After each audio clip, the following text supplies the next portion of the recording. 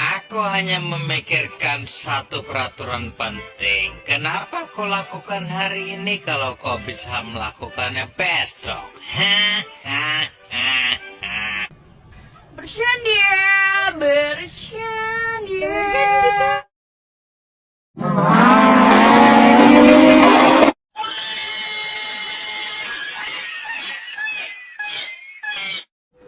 Anda ingin sukses? Anda ingin maju? Anda ingin berhasil?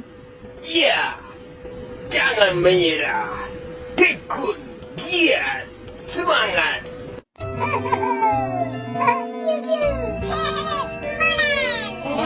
You didn't have to cut me off. Say that I can never happen, that we were nothing. I don't even need your love. You treat me like a stranger and I feel so loved.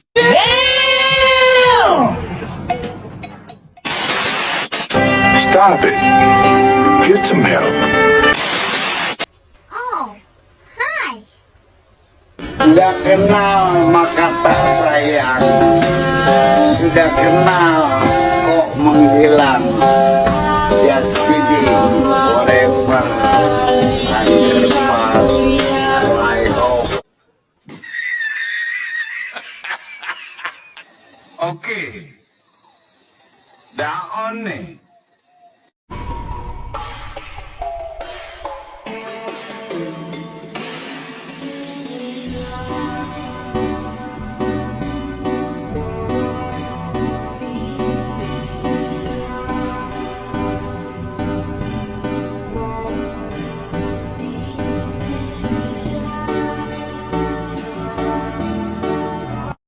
A few moments later.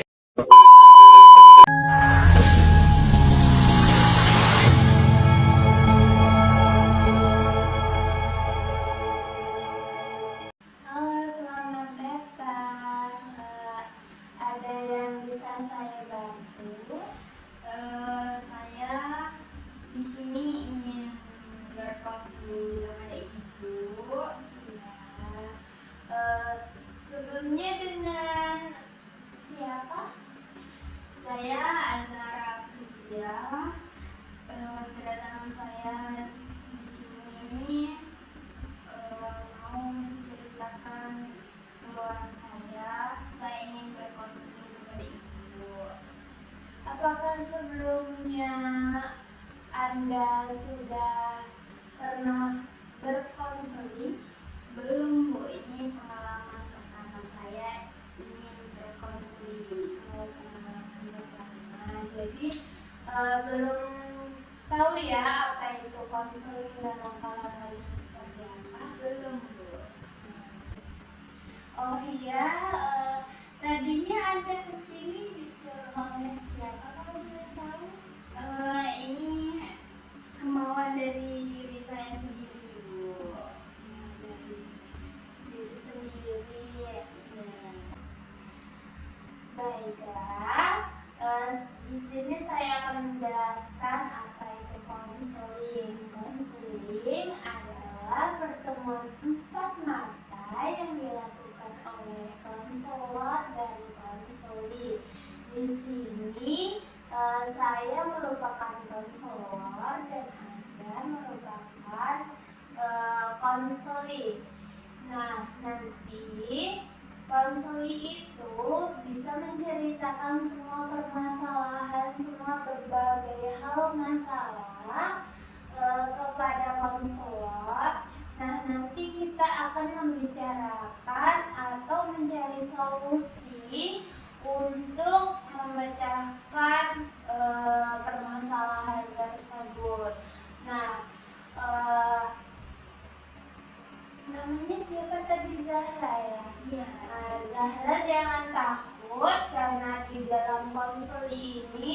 terdapat beberapa asas, yaitu asas kesukarelaan, kerahasiaan, serta keterbukaan. Nah, di mana asas kesukarelaan adalah nanti Zahra diharapkan untuk sukarela datang ke sini dan sukarela untuk menceritakan semuanya tanpa ada hal paksaan ataupun sebagainya. Nah, yang keterbukaan nanti keterbukaan itu seperti ketika Zahra menceritakan suatu hal tanpa ada yang ditutup-tutupi atau saling terbuka. Nah, yang ketiga, asas kerahasiaan ini yang paling penting. Zahra jangan khawatir karena semua cerita atau semua pembicaraan kita pada hari ini akan sifatnya rahasia. Apakah Zahra sudah tahu apa itu konseling? Sudah. Berarti kita bisa mulai ya. Berapa lama waktu yang Anda butuhkan untuk melakukan sesi konseling ini? Mungkin sekitar 40 sampai 45 menitan ya Bu, karena masalah yang saya hadapi ini juga lumayan banyak gitu. Jadi mungkin sekitar segitu.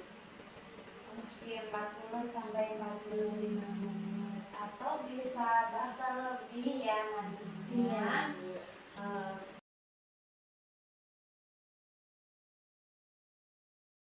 Kita melakukan konseling lebih lanjut. Di sini saya mempunyai kontrak.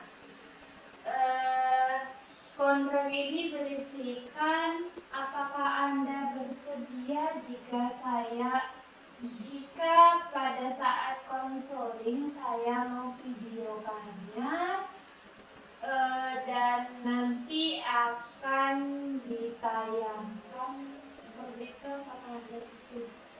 Iya Bu, saya setuju. Boleh Anda tulis di sini?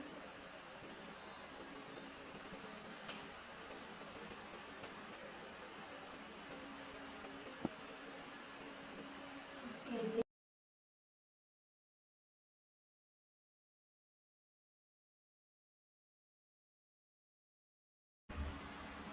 Apa yang Anda rasakan saat ini? Permasalahan yang saya rasakan saat ini Bu, saya tuh lagi homesick karena ini bisa dibilang pengalaman pertama saya merantau jauh dari orang tua. Sebelumnya saya memang nggak pernah jauh dari orang tua. Berarti ini pertama kalinya ya yang Anda rasakan atau yang Anda alami. Berarti Zahra ini pertama kalinya merantau dan pastinya sangat berat ya yang dirasakan. Iya Bu, karena dari dulu itu saya juga tidak bisa jauh dari orang tua. Saya juga saya anak pertama, apalagi perempuan kan Bu, jadi tuh kayak bener-bener memang nggak boleh gitu kalau jauh. Jadi pengalaman pertama saya, ditambah lagi saya baru punya adik baru, itu jadi tuh bikin setiap kalau ibu saya ngirim WA gitu ke saya tuh jadi makin terasa banget gitu kangennya tuh. Jadi tuh Saya tuh ya kadang tuh rasanya tuh pengen pulang, pengen pulang, tapi tuh ya nggak bisa karena kan saya harus kuliah gitu. Berarti ini pertama kalinya Zahra punya adik atau ada saudara-saudara yang lain? Sebelumnya saya udah punya adik Bu, satu, tapi kemarin ini ibu saya baru ngelahirin, itu alhamdulillah adik saya cowok, alhamdulillah lagi kembar. Jadi itu bikin saya makin pengen rasanya cepet pulang gitu, tapi terhambat oleh pekerjaan saya. Oke, saya turut merasakan apa yang sedang Anda rasakan. Nah, jauh dari orang tua adalah suatu hal yang berat, apalagi sedang merantau, terus mempunyai adik kecil yang imut. Nah, terus ditambah lagi beban-beban seperti kuliah, beban tugas kuliah, gitu kan? Iya Bu. Ibu sangat membebani saya sebenarnya, cuman tuh ya saya nggak bisa berbuat apa-apa gitu selain ya cuma diem gitu. Mau pulang juga ya gimana, saya punya tanggungan kan untuk buatkan orang tua. Saya dikasih tanggung jawab sama orang tua saya, keluarga saya buat kuliah di sini. Jadi ya saya tidak bisa melakukan apa-apa selain saya diam. Sewaktu memilih merantau itu kemauan sendiri atau atas kemauan orang tua? Sebenarnya tuh ya kemauan sendiri, karena tuh ya gimana ya Bu, kita kan seorang anak pasti kan pengennya tuh membahagiakan kedua orang tua kita ya. Sebenarnya itu bukan atas kepaksaan atau gimana sih, cuman ya memang kemauan sendiri, tapi itu juga ya memang harusnya yang sudah mengharuskan kita sebagai anak untuk membahagiakan orang tua kita, keluarga kita gitu. Apalagi saya anak pertama, jadi itu kayak semua itu tanggungan semua ada di saya gitu. Saya harus jadi contoh buat adik-adik saya, apalagi adik saya yang kedua itu cewek juga. Jadi saya harus sebaik mungkin mengasih contoh buat adik saya.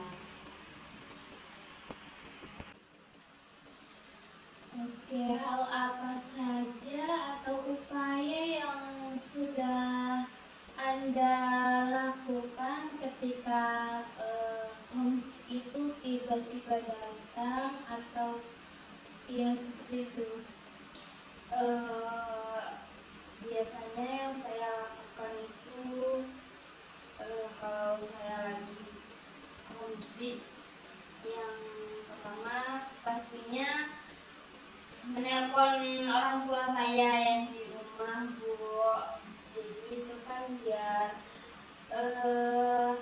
terobati rasa kangen saya kalau saya homesick.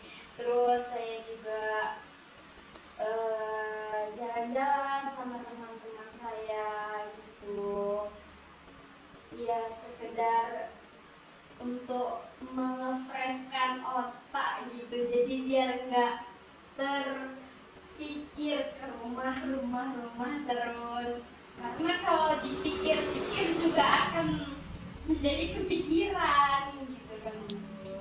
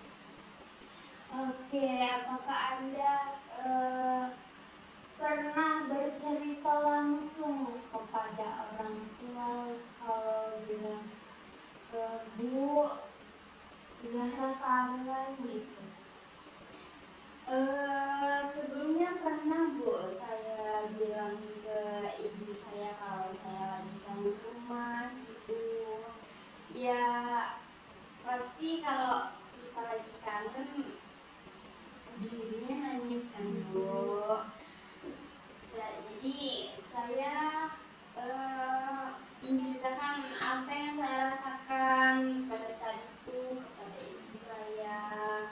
Jadi tanggapan ibu saya juga yang gimana lagi, namanya juga kuliah gitu kan. Itu juga demi bahagiain keluarga gitu.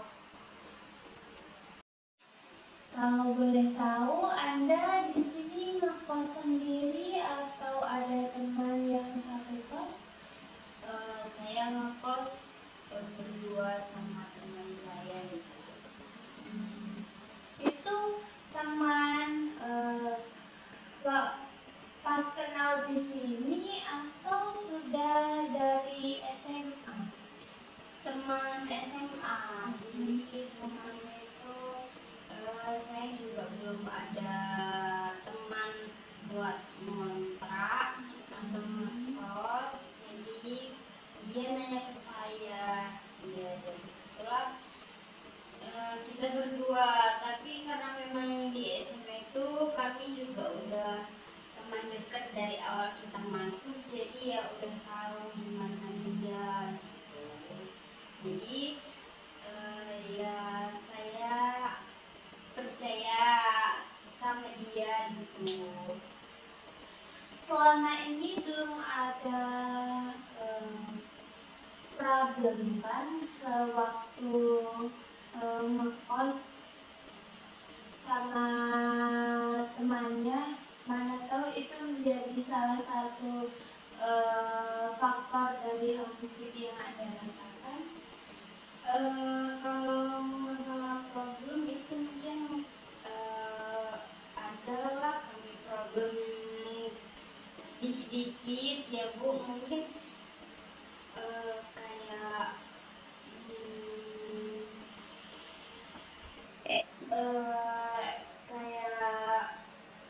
kayak sebenarnya nggak ada masalah apa-apa ya Bu, karena memang kami mungkin biasanya kalau lagi sama-sama capek itu jadi kami sama-sama diem, jadi kayak mengasingkan diri gitu, kayak masing-masing saya dia gitu. Tapi besoknya ya udah baikan lagi gitu, kayak nggak ada masalah apa-apa. Itu yang sering terjadi. Tapi kalau menurut saya itu, apalagi saya anaknya tuh bisa dibilang ekstrovert ya Bu. Jadi tuh kalau semisal tiba-tiba didiemin kayak gitu, itu rasanya tuh nggak enak banget buat saya gitu. Itu kadang tuh yang bikin saya makin kepikiran gitu, kayak apa sih kayak gitu. Nah jadi tuh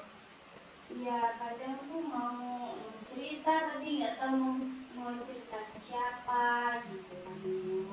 Kalau mau cerita ke teman nanti takutnya ya kita nggak tahu ya kan, mulut ke mulut gitu, kita cerita kayak gini nanti dia cerita ke orang lain kayak gini kayak gitu. Nggak apa-apa, Anda datang ke sini itu adalah merupakan suatu langkah yang besar yang sudah Anda ambil, karena seperti yang sudah saya jelaskan tadi, Anda bercerita di sini itu sifatnya rahasia, jadi insya Allah aman. Lanjut lagi ke cerita Anda yang tadi kan, kan pas si teman Anda itu saling diam-diaman. Nah, langkah yang Anda ambil itu ikut diam atau seperti apa? Kalau untuk saya Bu, saya itu bersifat tergantung lawan bicara saya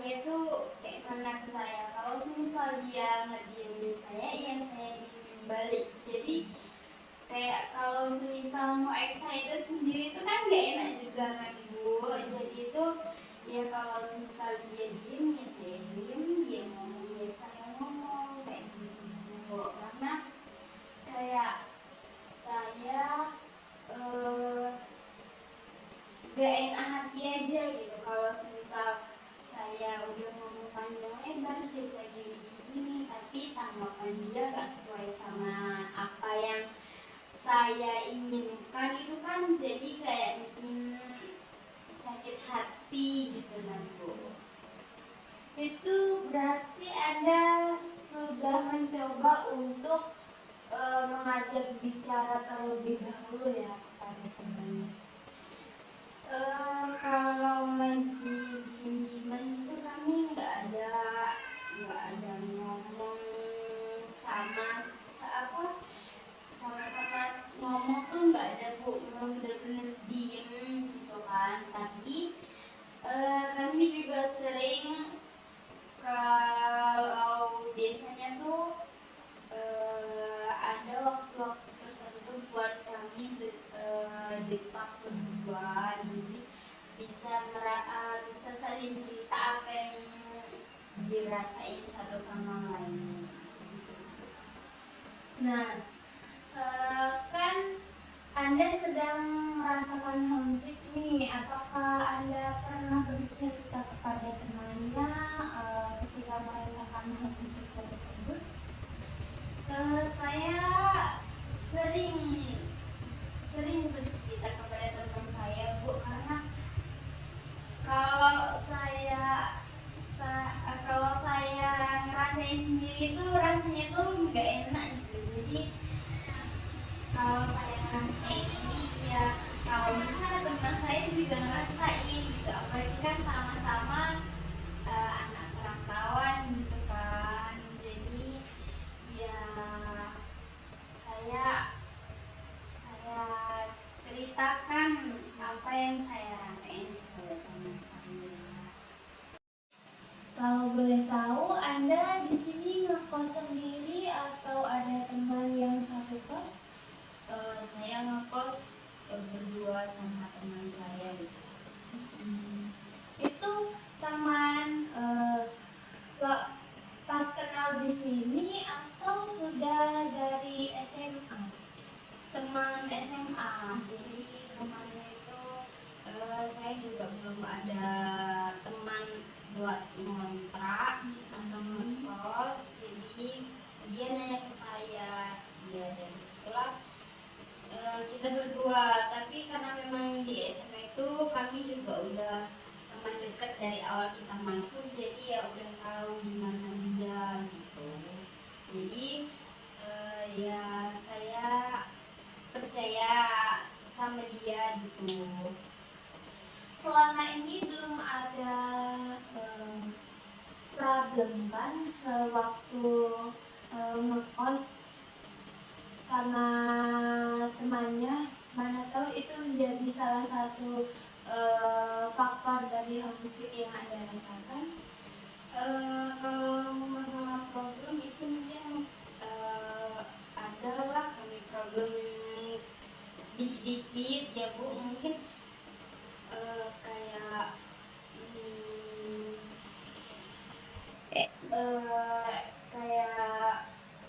kayak sebetulnya nggak ada masalah apa-apa ya Bu, karena memang kami mungkin biasanya kalau lagi sama-sama capek itu jadi kami sama-sama diem, jadi kayak mengasingkan diri gitu, kayak masing-masing saya dia gitu. Tapi besoknya ya udah baikan lagi gitu, kayak nggak ada masalah apa-apa. Itu yang sering terjadi. Tapi kalau menurut saya gitu, apalagi saya anaknya tuh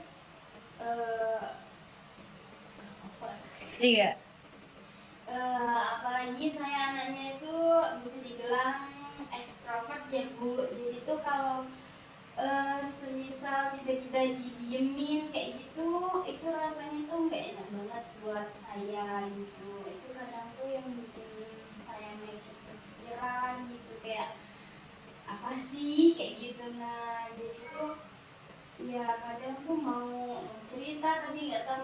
mau cerita ke siapa gitu kan Bu. Kalau mau cerita ke teman nanti takutnya ya kita nggak tahu ya kan, mulut ke mulut gitu, kita ceritain kayak gini nanti dia cerita ke orang lain kayak gini kayak gitu.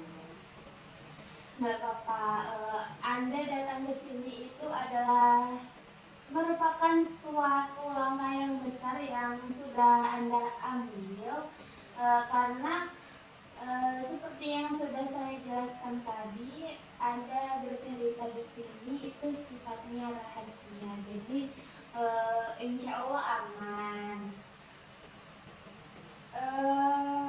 Lanjut lagi ke cerita Anda yang tadi kan, kan pas si teman Anda itu saling diam-diaman. Nah, langkah yang Anda ambil itu ikut diam atau seperti apa? Kalau untuk saya Bu, saya itu bersifat tergantung lawan bicara saya itu kayak mana ke saya. Kalau misal dia ngediamin saya, ya saya diemin balik. Jadi kayak kalau semisal mau excited sendiri itu kan gak enak juga kan Bu. Jadi itu ya kalau semisal dia diem ya saya diem, dia ngomong ya saya ngomong kayak gitu Bu. Karena kayak saya gak enak hati aja gitu kalau semisal saya udah ngomong panjang lebar cerita gini tapi tanggapan dia gak sesuai sama apa yang saya inginkan, itu kan jadi kayak bikin sakit hati gitu nah Bu. Itu berarti Anda sudah mencoba untuk mengajak bicara terlebih dahulu ya kepada temannya. Kalau lagi diem-dieman itu kami nggak ada ngomong sama-sama ngomong tuh nggak ada Bu, memang benar-benar diem gitu kan. Tapi kami juga sering, kalau biasanya tuh ada waktu-waktu tertentu buat kami depak berdua, jadi bisa saling cerita apa yang dirasain satu sama lain. Nah, kan Anda sedang merasakan homesick nih. Apakah Anda pernah bercerita kepada temannya ketika merasakan homesick tersebut? Saya sering bercerita kepada teman saya Bu, karena kalau saya ngerasain sendiri itu rasanya tuh nggak enak gitu. Jadi kalau saya ngerasain ini ya kalau bisa teman saya juga ngerasain gitu, apalagi kan sama-sama anak perantauan gitu kan. Jadi ya saya ceritakan apa yang saya rasain kepada teman saya. Sudah berapa lama Anda merasakan homesick ini, atau kan ini baru semester 1 ya kan? Sudah mau masuk ke semester 2. Nah, dari pertengahan atau emang dari awal sekali merasakan homesick atau baru-baru ini? Kalau homesick itu mungkin karena ini pengalaman pertama saya ya Bu, mungkin pas lagi pertama masuk itu benar-benar terasa banget bagaimana homesicknya saya gitu kan Bu, karena saya belum pernah ngalaminnya. Itu yang, tapi yang lebih benar-benar bikin saya rindu rumah itu ketika saya sakit. Dan biasanya kalau saya sakit itu kan yang ngurusin ibu gitu kan. Terus kalau di sini saya merantau ini tuh kalau sakit kan cuma ya saya sendiri gitu. Kalau ada teman saya tapi itu kan rasanya tuh lain gitu kan Bu.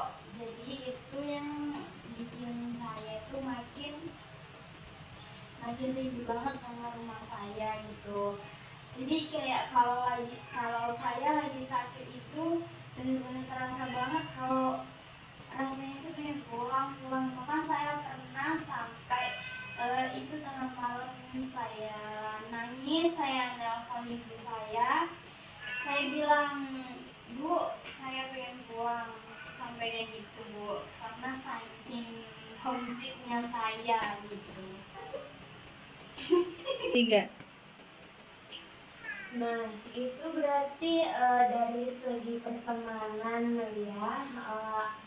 Apakah ada faktor lain yang mendukung di segi pertemanan, namun di lingkungan kampus? 3. Oh, berarti itu dari segi pertemanan yang di sini. Di sini. 3. Oh, berarti itu dari segi pertemanan. Namun kalau dari segi pertemanan kampus itu seperti apa? Ataukah ada problem juga? Atau baik-baik saja? Boleh diceritakan. Kalau masalah pertemanan di kampus tuh alhamdulillah nggak ada masalah ya Bu. Alhamdulillah teman-teman saya juga pada ngerti semua gitu. Tapi ada yang bikin saya rasanya tuh lebih ke homesick, lebih pengen pulang itu karena kan teman saya ada yang salah satu teman saya itu nggak ngekos. Sudah berapa lama Anda merasakan homesick ini? Atau kan ini baru semester 1 ya kan? Sudah mau masuk ke semester 2. Nah, dari pertengahan atau emang dari awal sekali merasakan homesick atau baru-baru ini? Kalau homesick itu mungkin karena ini pengalaman pertama saya ya Bu, mungkin pas lagi pertama masuk itu benar-benar terasa banget bagaimana homesicknya saya gitu kan Bu, karena saya belum pernah mengalaminya. Itu ya, tapi yang lebih benar-benar bikin saya rindu rumah itu ketika saya sakit. Dan biasanya kalau saya sakit itu kan yang ngurusin ibu gitu kan. Terus kalau di sini saya merantau ini tuh kalau sakit itu kan cuma ya saya sendiri gitu. Kalau ada teman saya, tapi itu kan rasanya tuh lain gitu kan Bu. Jadi itu yang bikin saya tuh makin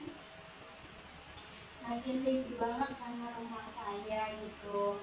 Jadi kayak kalau saya lagi sakit itu benar-benar terasa banget kalau rasanya itu kayak pulang. Bahkan saya pernah sampai itu tengah malam saya nangis, saya nelpon ibu saya bilang, "Bu, saya pengen pulang," sampai kayak gitu Bu, karena saking homesicknya saya gitu. Nah, itu berarti dari segi pertemanan ya.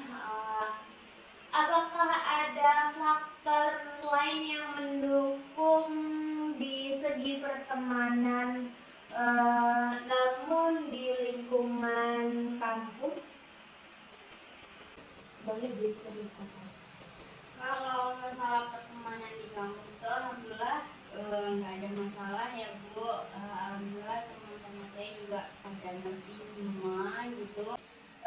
Tapi ada yang membuat saya makin homesick itu kan ada salah satu teman dari saya Bu.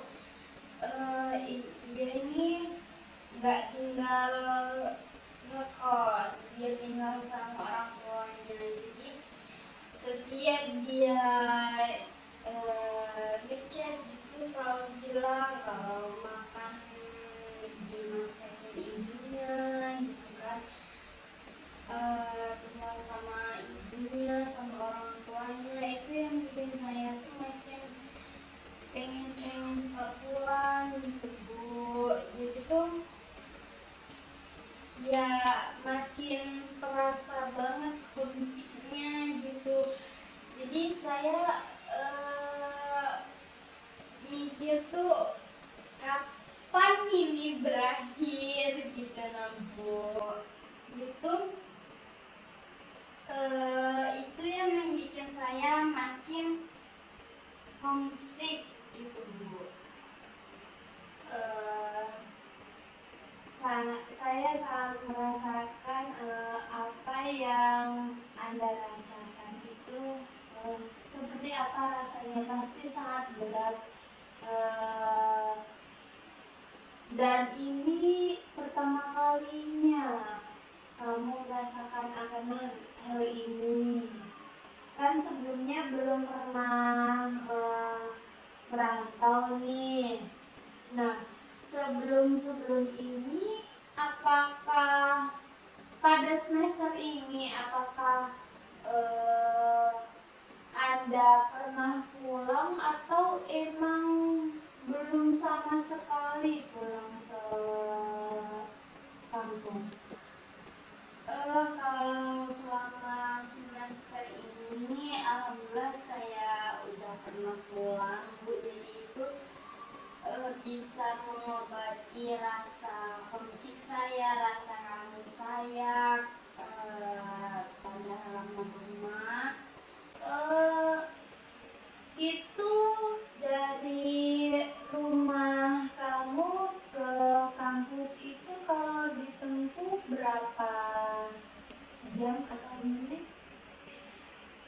Kalau dihitung itu mungkin sekitar 5, 6 sampai 7 jam lah Bu. Cukup jauh ya. Makanya itu apalagi saya di sini nggak bawa motor Bu. Jadi itu makin ya terasa gitu. Kalau bawa motor kan bisa pulang pergi gitu Bu. Tapi ya ini saya nggak bisa. Jadi itu yang bikin saya makin kapan ini berakhir. Saya selalu mengharapkan kapan ini berakhir gitu. Tapi saya sadar kalau ini baru awal saya gitu. Jadi ya saya harus bisa menerima semuanya. Nah itu tadi kalau dari faktor pertemanan dan faktor diri sendiri ya termasuk. Kalau dari faktor perkuliahan atau tugas-tugas itu cukup berat atau biasa aja menurut Anda, supaya gimana ya bilangnya? Maksudnya dari tugas-tugas kampus tersebut yang mungkin begitu banyak dan berbeda dari suatu sekolah, itu bisa mendorong kamu menambah homesick atau bagaimana? Nah iya Bu, ini kebetulan kan saya lagi UAS, memang lagi benar-benar banyak-banyaknya tugas itu, jadi membuat saya pengen cepat-cepat pulang gitu Bu. Itu yang bikin saya makin lebih homesick. Rasanya tuh pengen kapan berakhir tugas ini gitu Bu. Karena dosen ini ngasih tugas ya bukannya sedikit kan Bu. Jadi itu bikin saya sedikit menambah beban pikiran saya. tugasnya menumpuk gitu, tugasnya ini belum selesai udah dikasih lagi, itu kayak bikin saya itu capek sama diri sendiri gitu Bu. Rasanya mau ngeluh tapi juga ya nggak bisa mau ngeluh gitu Bu. Itu yang bikin saya makin rasanya pengen cepat pulang ke rumah gitu Bu. Sewaktu Anda merasakan betapa beratnya merasakan kuliah, mengerjakan tugas-tugas kuliah, itu metode yang kamu gunakan untuk mengerjakan itu mengerjakan sendiri kah atau sama-sama sama temennya supaya lebih ringan atau seperti apa? Saya lebih sering ngerjain sendiri sih Bu, cuman kalau ada waktu itu saya ngerjain bareng teman-teman saya juga. Tapi kemarin itu saya sempat nangis karena ngerjain tugas yang nggak selesai itu Bu. Jadi itu bikin saya sedikit stres gitu. Jadi ya saya sangat berharap tugas ini tuh cepat berakhir dan saya cepat pulang ke rumah. Itu kalau boleh tahu ketika dosen mengasih tugas langsung kamu kerjakan atau nunggu dekat deadline dulu?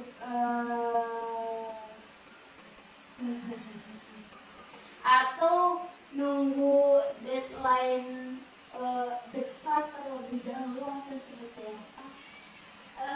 Itu sih tergantung mood saya ya Bu. Saya ngerjain tugasnya itu, kalau saya lagi mood pada saat itu ya kalau dosen ngasih tugas langsung saya kerjain. Cuma kalau saya memang lagi benar-benar bad mood, itu saya bisa ngerjainnya hamin berapa sebelum deadline. Hal apa saja yang Anda lakukan ketika Anda emang benar-benar sedang homesick, terus banyak sekali beban tugas, terus belum lagi kalau di kelas itu pasti belum lagi membereskan kos dan lain sebagainya. Itu apa yang Anda lakukan? Mungkin yang biasa lakukan itu kalau saya benar-benar capek di titik benar-benar capek itu, yang saya lakuin mungkin nangis itu kan bisa meredakan, walaupun nggak bisa ngasih solusi, tapi kalau nangis itu kan bisa melegakan apa yang sedang kita pikirin. Nah, habis saya nangis itu biasanya saya tidur sih Bu. Jadi itu walaupun bangun-bangun masalah itu tetap ada, cuman setidaknya bisa bikin saya sedikit plong sama apa yang saya rasain. Itu adalah upaya yang sangat bagus untuk meredakan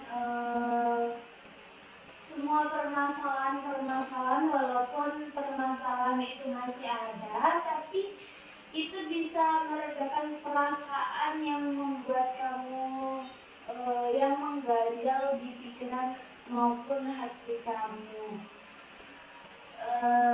Setelah Anda menangis dan tidur,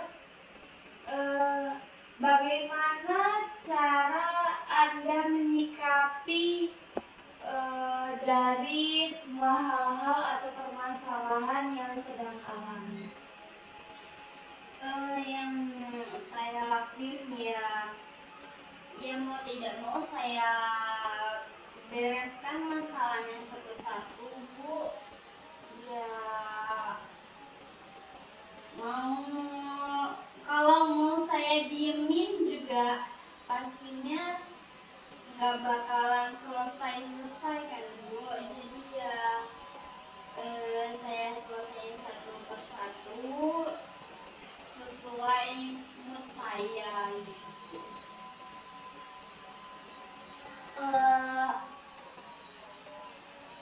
Ini kan sudah mau UAS atau baru mau UAS? Ini sudah UAS juga, alhamdulillah udah mau berakhir.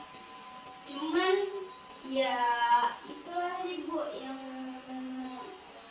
sangat-sangat saya harapkan cepat berakhir UAS ini, biar saya tuh cepat-cepat pulang ke rumah dan bertemu sama keluarga saya, adik saya, semua lingkungan keluarga saya. Nah, berapa persen nih keinginan Zahra untuk mengentaskan masalah yang sedang Zahra alami? Ya, kalau bisa sih ya 100% itu selesai gitu, nambah semua masalah yang saya hadapi gitu. Nah, selain menangis dan tidur, upaya apa lagi yang kira-kira dapat untuk Zahra meredakan atau sekadar menghilangkan rasa homesick yang Zahra alami? Selain nangis dan tidur, biasanya yang saya lakuin itu saya kayak ikut organisasi kampus gitu, Bu. Jadi kan bisa mengisi kekosongan saya. Jadi ya biar juga nggak terlalu memikirkan permasalahan yang sedang saya hadapi. Nah, bagus itu adalah langkah yang sangat bagus yang sudah Zahra lakukan. Pasti di dalam organisasi itu sangat seru ya, kan banyak teman-teman baru, perkenalan baru, relasi yang bagus. Namun Zahra juga harus pandai memilah dan memilih teman untuk dijadikan gimana ya, saling berbagi gitu kan. Nah, ketika Anda melakukan atau ikut organisasi itu, apakah rasanya agak sedikit enak atau sedikit plong itu, atau masih merasakan homesick?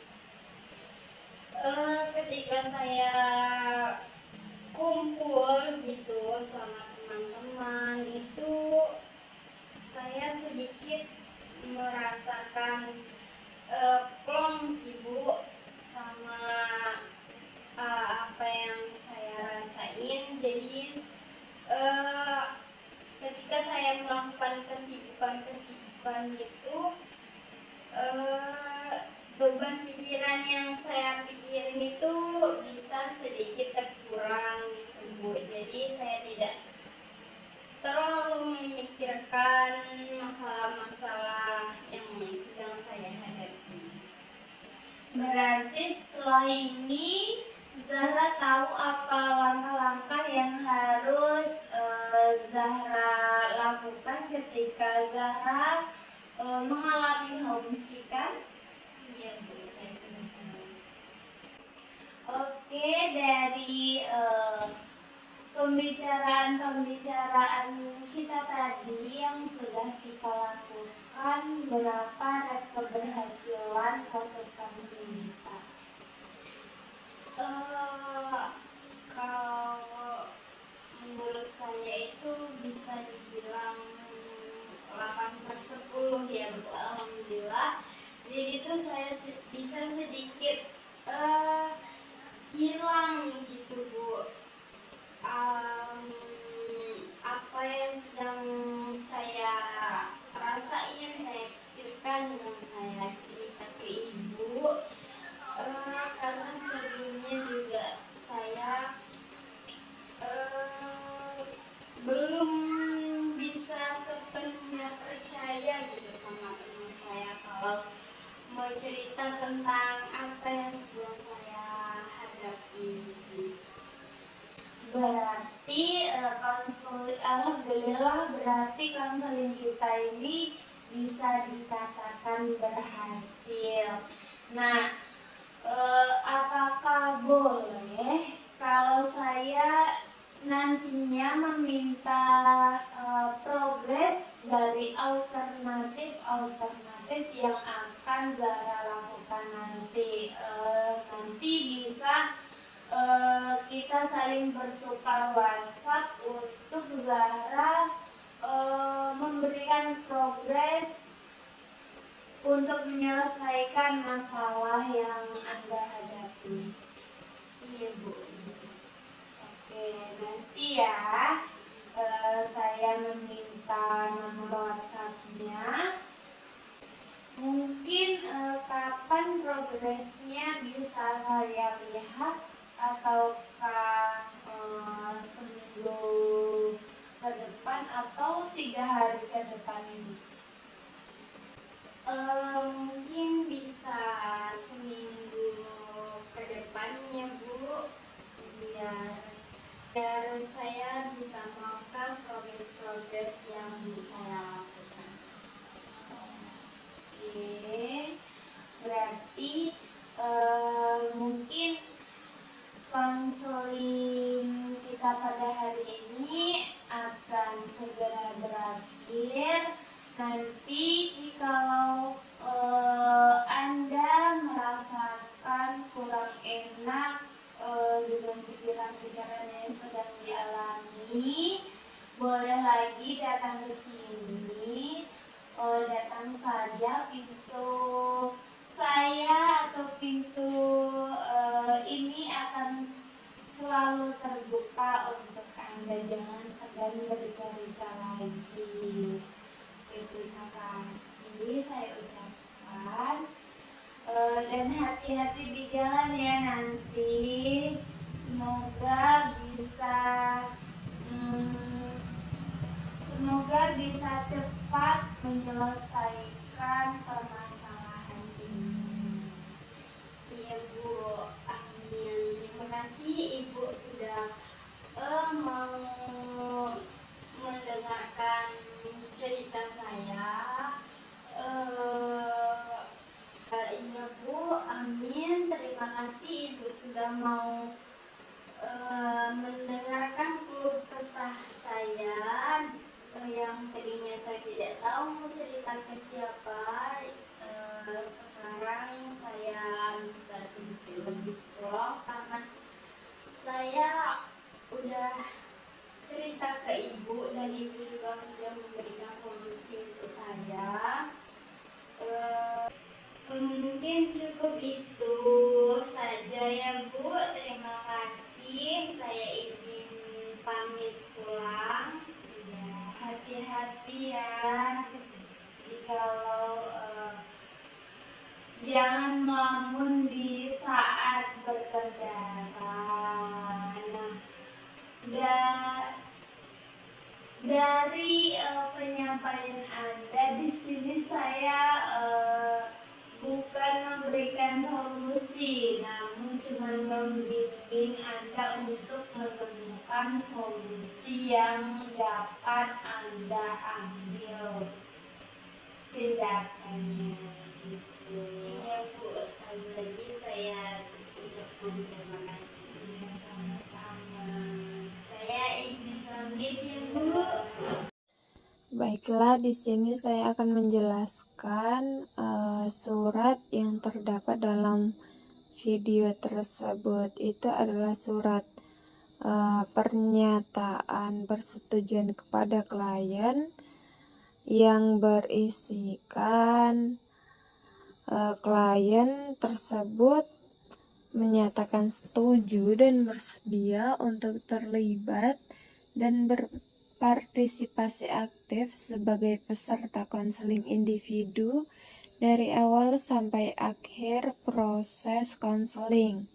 Konseling individu tersebut akan dilaksanakan oleh saya selaku mahasiswa dari Prodi Bimbingan dan Konseling Angkatan 2023, dan kegiatan tersebut adalah bagian dari rangkaian mata kuliah Teknik Laboratorium Konseling. Dalam kegiatan ini saya telah menyadari atau memahami dan menerima bahwa klien bersedia terlibat penuh dan aktif selama proses konseling berlangsung. Klien diminta untuk memberikan informasi yang sejujur-jujurnya berkaitan dengan masalah yang sedang dihadapi oleh klien. Yang ketiga, identitas dan informasi yang klien berikan akan dirahasiakan dan tidak akan disampaikan kepada umum. Yang keempat, klien menyetujui adanya perekaman selama proses konseling berupa tulisan, rekaman, percakapan, dan dokumentasi lainnya selama proses konseling berlangsung dengan jaminan informasi pribadi klien yang dirahasiakan.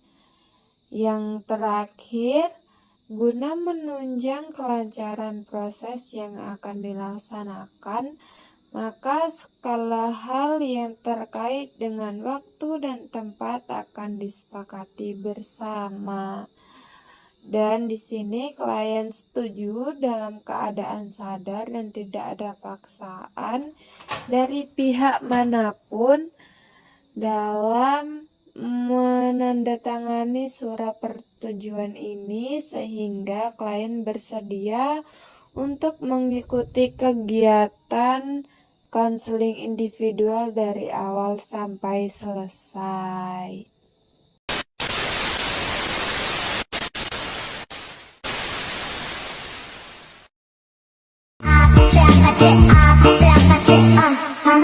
Kissy face, sexy phone, but I'm trying to kiss your lips for real. Red hearts, that's what I'm on, yeah. Come give me something I can feel.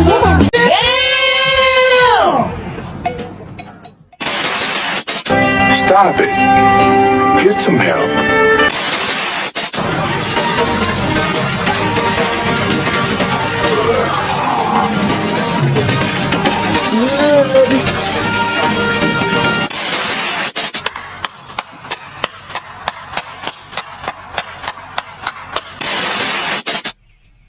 Oh, okay.